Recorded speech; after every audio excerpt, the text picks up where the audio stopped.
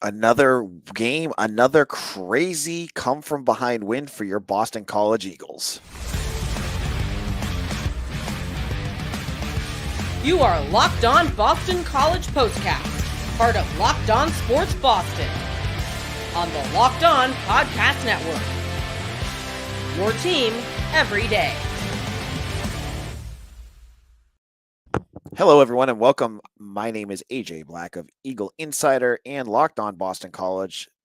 This is your Locked On Boston College postcast for today's game against Western Kentucky, game which Boston College wins 21-20. There is a ton of meat on the bones to talk about for this game, as BC looked like absolute garbage for the first half of this game, but then only allows 3 points in the second half as the offense starts to figure things out.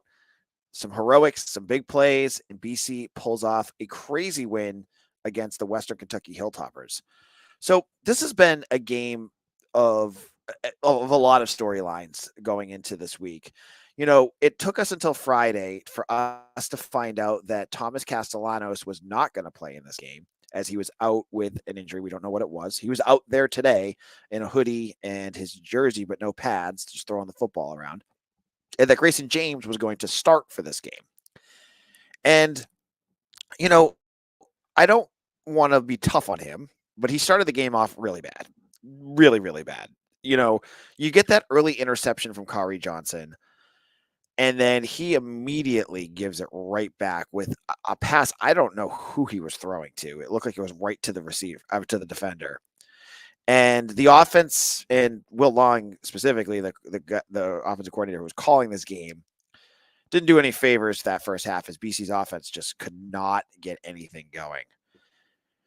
The defense for that first half was also equally bad, which just led to this just turd sandwich of what this game was for that first half, because defense just let Vandenholt, or what was his name? Sorry, Veldkamp. I knew it was close there, folks. They let Veldkamp just basically run up and down the field with him that first half. You know, he threw 2 touchdown passes. He did make some mistakes, but it just felt like BC just couldn't get off the field.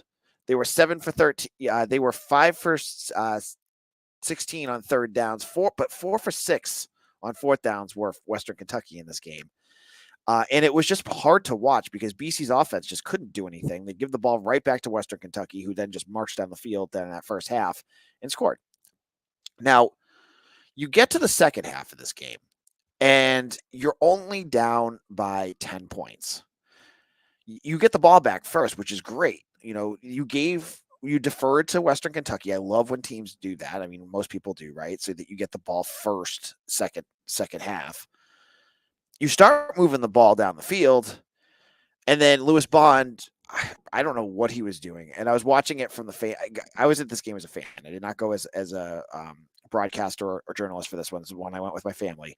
I couldn't see it completely. It looked like he jumped and then just got the ball ripped out of his hands, and that just completely killed the drive. Western Kentucky hits a field goal, and all of a sudden, you know, you're feeling like this game is starting to slip away. You hadn't been able to make stops. You haven't been able to do much of anything in that first half. But then a man makes some big plays, and that man is Donovan Ezeiruaku. And we had some turnovers, but I think what we will talk about with Mitch once he watches it again later on another episode is that BC only allowed 3 points that second half. They were all over Veldkamp, and he did not look like the same quarterback. I mean, what you saw in terms of his passing, it looked like a completely different team. You know, when you're playing the way that that they played, it was crazy to see that BC just adapted. Tim Lewis, who I think a lot of folks were really hard on, and rightfully so, that first half. I don't know what he changed, but all of a sudden that defense looked like a completely different beast in the second half alone. So in the first half, let's look at what Veldkamp, their quarterback, did. He threw, I have it right in front of me. He went 17 for 21 with 2 touchdowns and an interception and 165 yards in that first half. They also rushed for 82 yards. The second half, this is the entire second half here, this is what he did. He went 8 for 18 for 67 yards. Big difference. And BC's defense just did a heck of a job of making his life difficult.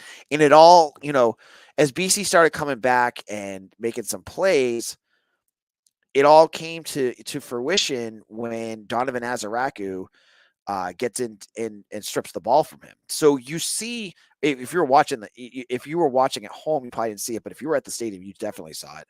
There was a timeout right before that fumble. Bill O'Brien was screaming at his team. He was so animated. I don't even think it was like his screaming like he's mad or like really challenging them mad. He was just animated. And it was one play later, Donovan Ezeiruaku makes that strip sack. And after that, it's all Eagles. It's all BC. BC wins 21-20. The final touchdown play was a touchdown pass from Grayson James to to Jerron Bradley, who ironically enough was his high school teammate, which I think is such a crazy story that that's actually the case. So there was obviously a little bit of a connection there between the two of them. Does this feel like was this a great win? No, it wasn't a great win because you should have played better that first half. The first half of that game, the first half against Michigan State, and even Bill O'Brien said it after the game, they got to be better in the first half. They have to. They come out flat all the time. And when you're playing better teams, when you get to that ACC part of your schedule, that's just going to make it harder. You're gonna get bit faster. I don't think maybe not against UVA, but you do that against Chiron Drones and Virginia Tech, a team you could beat. But if you let him jump out to an early lead like that, you're going to lose. So they do need to figure that out. And obviously, the health of Thomas Castellanos is going to be a big key too, because again, it was awesome to see Grayson James do all that he did in this game. It was awesome to see him make some plays, but I want Tommy back. They need him back. That offense is very different with him and without him. As much as you may not like some of the passes he throws, I mean, he's a very different quarterback. I know some folks that saw practice this summer were saying it's going to be a seamless transition. I don't know. I didn't see that, but you know what? That's not here or there. I want to congratulate Grayson James. You got put on the spot, and we'll talk about Grayson James in a moment. I'll tell you why I thought it was great to see him pull off a big victory.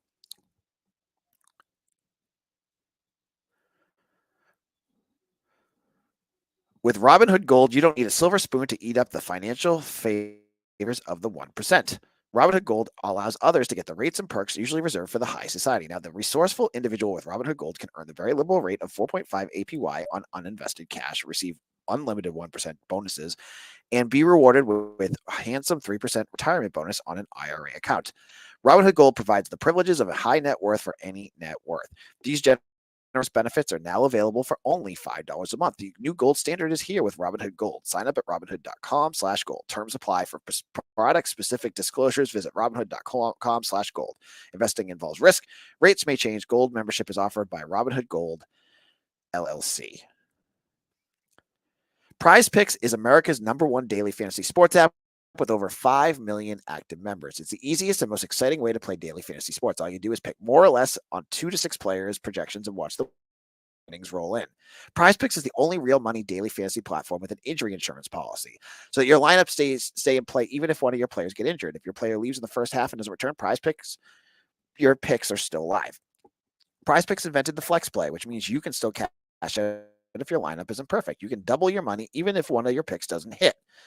So download the Prize Picks app today and use code LOCKEDONCollege and get $50 instantly when you play $5. That's LOCKEDONCollege on Prize Picks to get $50 instantly when you play $5. You don't even need to win to receive $50 bonus. It's guaranteed. Prize Picks, run your game. This is Locked On Boston College. AJ Black here. And we're talking about the 21-20 victory for Boston College over Western Kentucky. And the Eagles in this one had to go to their backup quarterback. This is his first live action. Remember, Grayson James missed part of the season on the Mizzou game because of an injury, which we don't know what happened. And Duquesne game. And Jacoby Robinson got to get that mop-up duty. Would have been nice to see Grayson James in there, but he didn't get to play. Now, when you're watching this game, when you were watching what happened and you saw what James looked like through most of this game, you probably felt a little worried about what BC was going to turn into in this one because James started off real slow. In the first, when you're looking at what he did in the first half, it wasn't very good. And I thought that BC needed to get, him rolling to get that offense going. There was a lot of things going on with that offense that I didn't like. First of all, Mitch and I both thought that the offensive line was going to be able to push around that defense of Western Kentucky, and they didn't. And that was a big problem. And I don't know what was going on there, but BC should have been able to bully them a little bit more than they did, and they didn't do a good job there. I also thought there were James was, there were times where I thought they should have run the ball more. I thought James was a little bit inaccurate, but let's put the cards on the table. Yeah, he may not have played great for 3 quarters. When it came down to it in that fourth quarter, he had a touchdown pass and a touchdown run. And he's the first quarterback since Jeff Smith in 2015 to do that in his first game with the Eagles. So, yeah, what do my takeaways from this? I am super happy that Grayson James was able to go in there and win this, because how many times, and we make this point a lot, how many times does Boston College go to in the past couple of years, have they had these issues where they play a team that's below them and they fall apart? Whether it's Jeff Hafley, Steve Adazio, we saw it with Kansas with Daz. We saw it last year with Northern Illinois. We saw it with UConn the year before. These games have slipped away from Boston College in years past. I watched this and I said, if Jeff Hafley was the head coach to this game, BC would have lost by 21 points. That's what I thought. But Bill O'Brien made a game plan with Grayson James that made it work. And, there were times where it wasn't perfect, but he made some throws. And I thought that throw to Bradley was awesome. And you know what? When you come in to be a backup quarterback, you don't get a ton of opportunities, excuse me. James got his opportunity and he nailed it, at least at the end. He got the win. That's all that matters. Now, do I want to see him starting the rest of the season? No, I don't want to see him playing. I would really, really, really like to see Tommy Castellanos play again. But this was a great moment for him, and I'm really glad that he was successful, because it was a great win for the program. You're now 4-1. You have won every game except for a loss to number, 6 Mizzou in Missouri, a game that you almost won, that you were close to winning. You beat Florida State, you beat Michigan State, and you beat Western Kentucky. 3 solid, not chump schools. Well, Florida State's been kind of a chump, but that's not here or there, right? So this is, again, going to what Bill O'Brien is doing with this program, and that is he's building a culture of winning. Like you had Michigan State last week, where BC goes in down at halftime and they come back and storm back and win. You have this game where they're falling apart and everything is going up, for Western Kentucky, and they come back and they win by multiple scores. For like the biggest comeback I think I've seen in fourth quarter comeback BC's ever made, I think is what I saw on the notes. It's crazy. So this is building something, and that's all you can ask for, because you have your starting quarterback out. You still were able to answer the bell and win. You can't ask for more than that. You can't expect BC to go with a backup quarterback who's already missed part of training camp and the season to come out and just knock Western Kentucky out of the building. That's not going to happen. That's not realistic. But that you were able to fix some of the flaws, because the defense was clearly flawed that first half. I mean, there were routes, and I want to say that like pick routes, Mitch will tell us more. They were running pick routes with that tight end constantly, and BC couldn't figure out how to stop it. It was just nonstop. And their third downs for a while were just awful. But they were able to figure that out, and they were able to get things going. And for James, he was able to put together 2 drives when it looked like everything was gone. I mean, I'm telling you folks, you're Boston College fans if you're listening to this, right? How many games have we watched like this where BC blows it? I was waiting at the very end of this game once they took the lead for them to blow it again, and they didn't blow it. I was, we saw what their quarterback could do, and I know they had stopped him for a couple straight drives. But you all know, like we all know Boston College's history. They, you know, this is the type of situation where they come up and they take the 21-20 lead, and then immediately give it right back, and they didn't. I thought that was awesome. I thought, folks, if you're out there, you know that usually I'm in the press box and whatnot. I got my first chance to bring my kids to this game, and the atmosphere and the fans were incredible. This was Western Kentucky, a team that has absolutely no connection to Boston College, no history, nothing. There's no reason for fans to care. That stadium was packed, and I don't know what the attendance is, but it seemed really packed. I've gone for years to games. Like I usually go to one as a fan each year. I went to UVA last year, and there was all sorts of nice like room where I could kind of just spread out.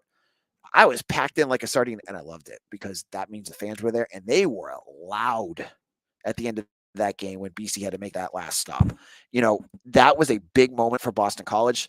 Fans were there. BC responded. You ended up being 4-1 here. Now, Western Kentucky, I want to say too, if you're not like into like a lot of like the nuance of football, college football, and like you don't watch Conference USA, you may not know much about Western Kentucky. They're not a bad team. They were 3-1. They just beat Toledo, who was pretty good, who pounded the snot out of Mississippi State a couple weeks ago. So you're not just beating up a scrub team. You beat up a team that has a credit to Western Kentucky. They have a fun offense that clearly can be confusing and get things going, and a defense that was tailor-made to screw up Grayson James. And you still were able to get that win. Now, one last thing about this. Blake James, if you're listening to this, please stop scheduling good conference Power 5, a group of 5 schools. Let's get more UConns on there again and UMass. We don't need teams that could ruin your season, or destroy your momentum. I like playing good teams, but we just played Missouri, Michigan State, Florida State. You had a good stretch of really good games. You don't need you get nothing out of playing a good group of 5 school. I'm just going to put that out there. Like if you beat them, you're supposed to beat them. If you lose to them, you look like chumps. So that was just another thought that came out of this game. Now in our final segment, I want to talk about Donovan Ezeiruaku, who I thought had the craziest game of his career, and I was really excited to see what he was able to do for Boston College in this one. We'll get into all of that in just a moment.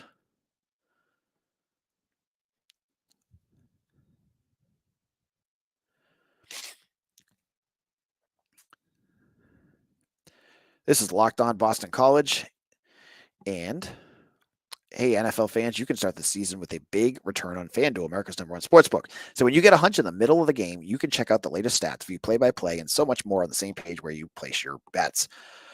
If you listen to me and Mitch, if you listen to Mitch's, who was on our show on Friday, his FanDuel discussion, you'd be winning because he chose Western Kentucky to cover. I was a big dumb dope, and I picked BC to win by like 11 or 12.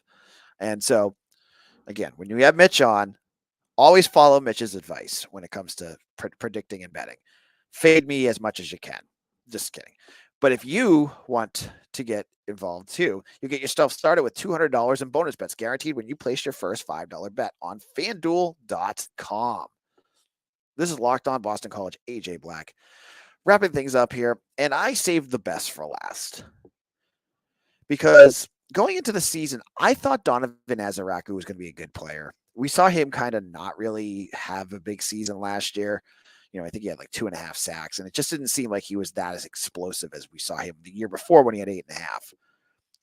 He is one of the best defensive players I've seen in the last 5 years, and is slowly becoming one of my favorite players on this team to watch because he is just so dominant. He had that strip sack, right? But he also had 3 sacks. He had I'm pulling up his stats right now because I lost it. Where did they go? Yeah, he had 14 tackles, 10 solo, 3 sacks, 4 tackles for loss, 2 quarterbacks hit, and a forced fumble. Like, if he's not ACC defensive, if he's not defensive lineman of the week, what are we doing? Because Donovan Ezeiruaku now has 8 sacks. If you go by cfbstats.com, which is where I usually get a lot of my stats, he has 7. BC says he has 8 because I think they counted one last week that the other people don't count. So he's now probably going to be top 5 in the country in sacks. It's been a while since BC's had a defensive player that can take over a game. You have to go back basically to like Zach Allen to see a player that can do that kind of work. Ezeiruaku's doing that more and more. Like Western Kentucky, they had no answer to stop him. And near the end, it was just like, how can you prevent him from just killing your offense? Because he was just flying off the line. And it's just so awesome to watch a player just absolutely dominate a game like Ezeiruaku just did. To watch him become such a problem that the other team has no answer. We saw Camp Horsley against Michigan State have one kind of like that last week in the red bandana game. This week, this was another level because, the fact that you're a defensive end and you have 14 tackles just tells you what kind of game he has. He was everywhere. And we'll look more at the film with Mitch on what they had to do to try to slow him down. But whatever they were doing, it wasn't working. And he was the MVP of this game. There's, Grayson James, I love the fact that he had a great fourth quarter and, he did make some plays to help them win. But BC would not have been in the place they were in without Ezeiruaku. He was the reason they won this game. And he's going to be a problem for every team. And I think you guys probably all had the same reaction. He got hurt at one point during this game. I think he missed like 2 plays. I felt like a queasiness in my stomach. The likes I have not felt in a long time because you just could not anticipate what this defense would look like without him. It's such a huge drop off. So what a game from him. What a output. Like, this was the Donovan Ezeiruaku game, as someone tweeted to me on Twitter. I think it was Matt Gibbons 89. This was the Donovan Ezeiruaku game. This is the game where he got a lot of national attention. And whether I think it's really early to talk about whether he's going to become an NFL draft prospect or anything like that. He's smaller, but honestly, who cares? Let's just talk about what he can do right now, which is he can impact games and he can win you games like we just saw against Western Kentucky. So that's going to wrap things up. Boston College is now 4-1. Feels good. Winning is better than losing anytime. And the fact that they won a game that many times we've seen BC lose, usually with a good feeling. So, yeah, they want to play better those first 3 quarters. But let's go into this week thinking they won. They're 4-1. You just went through what I talked about all summer as one of the toughest schedules I've seen, and you survived and went 4-1. You survived this trap game that had trap game written all over it. Bill O'Brien talked about that all week, and it was everything that you thought it would be in terms of a trap game, and you still won. You still are 4-1, and that's cool. So this is AJ Black. Follow me on Twitter at AJBlack247. I hope you guys are enjoying these postcasts. Please, please, please, please, please make sure that you like this postcast channel on YouTube. We're trying to get it up going. I need your help with that. Thank you all so much, and I'll see you all again next week after the UVA game. I'll go live very quickly after that one because it's an away one, and I'll be home. That's easy for me. I'll go live right after that one. Thank you all, and I'll see you all again for another episode of the Locked On Boston College POSTCAST.